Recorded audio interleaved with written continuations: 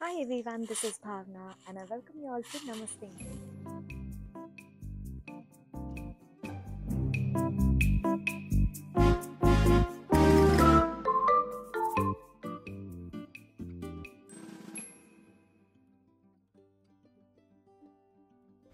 आज स्वित्झर्लंडचा डे 2 आहे आणि आज आम्ही जिनिव्हा टू झ्युरिक जाणार आहोत.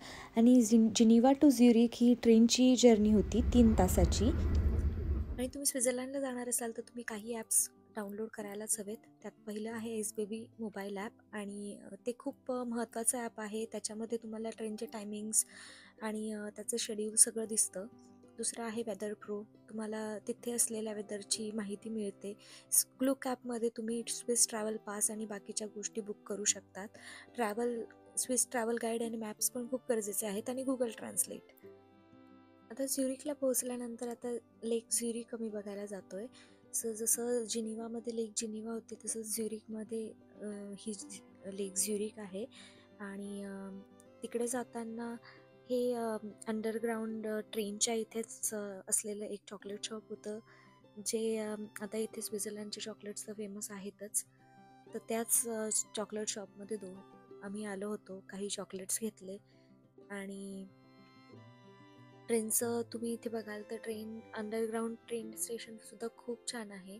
आणि स्वित्झर्लंड सगळ्याच गोष्टीमध्ये फारच प्रोग्रेसिव्ह आहे आणि खूपच अमेझिंग ट्रान्सपोर्टेशन आहे त्यांचं. ट्रेन 1 मिनिट पण मागे पुढे होत नाही, विच इज अमेझिंग.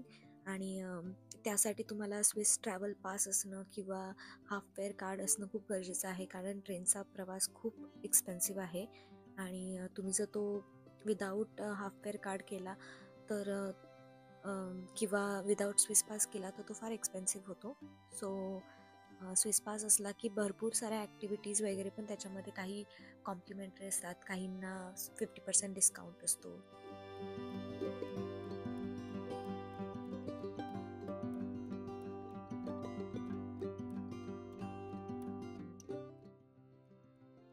सो हाच होता तिथला मेन एरिया. आणि त्याच्या आजूबाजूला लेकच्या आजूबाजूला इतकी छान वर्दळ होती, खूप सारे लाईव्ह परफॉर्मन्सेस चालू होते.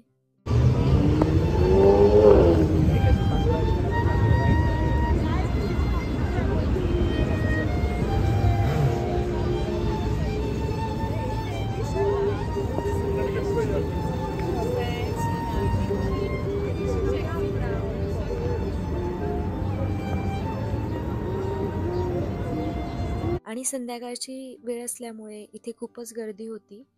सगळेजण त्यांचा संध्याकाळचा वेळ छान निवांत जावा म्हणून इथे येऊन बसतात. आणि खूप लाईव्ह परफॉर्मन्सेस होते आणि ते बघण्यात खूप मजा वाटत होती.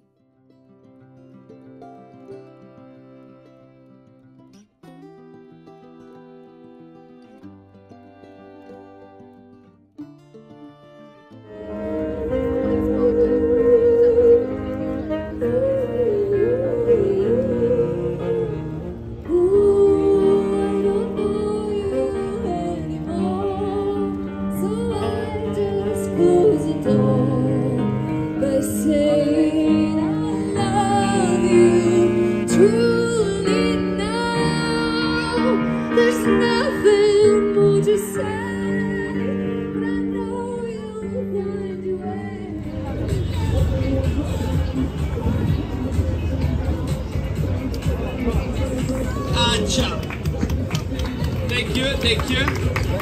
Hey man, thank you so much. No, I will not know, bro. Thank you so much. Okay, now the next one, thank you. The next one will be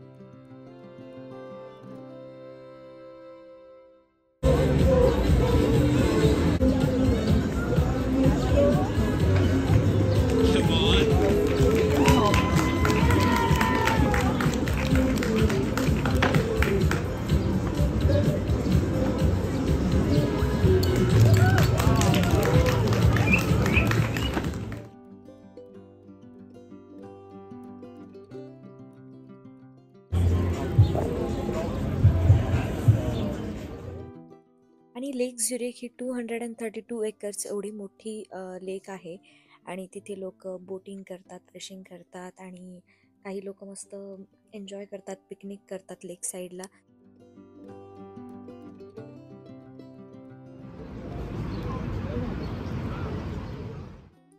आता आम्ही लेक साईड बघून झाल्यानंतर आता आम्ही जातोय इथल्या ओल्ड टाऊन साईडला. So nice down town सारखा एरिया आणि व्हायब्रंट कलर्समध्ये घरं होते. खूप छान होतं बघायला.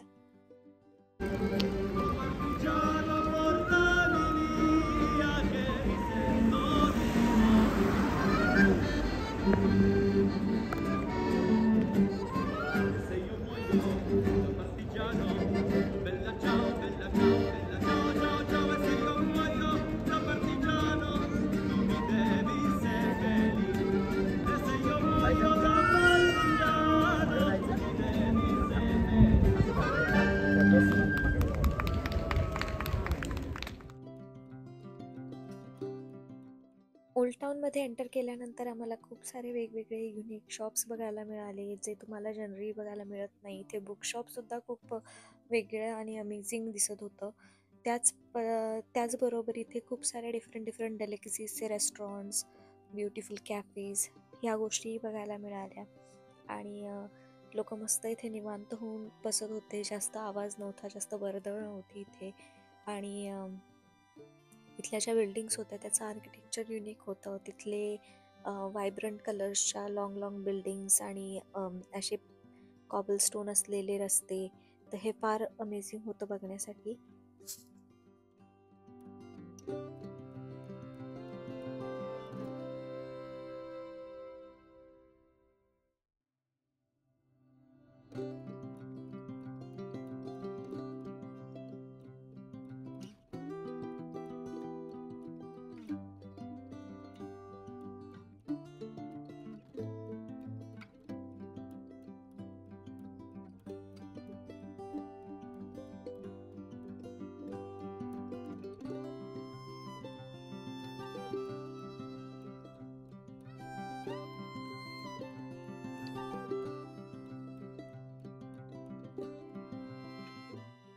सो असा होता डे 2 ऑफ स्वित्झर्लंड. आणि तुम्हाला कमेंटमध्ये सांगा कसं वाटलं. आता आम्ही आलेलो आहे झ्युरिक स्टेशनला आणि आम्ही आमच्या घराकडे जातोय. घराकडे जाताना हे एक रेस्टॉरंट आम्हाला दिसलं जे फार अमेझिंग होतं. सो आम्ही इथे गेलो आणि yes, that was it for today's video. तुम्हाला माझे व्हिडिओज आवडत असतील तर चॅनलला सबस्क्राईब करायला विसरू नका, व्हिडिओला लाईक करायला विसरू नका. And I will see you in the day 3 of Switzerland blog. Thank you.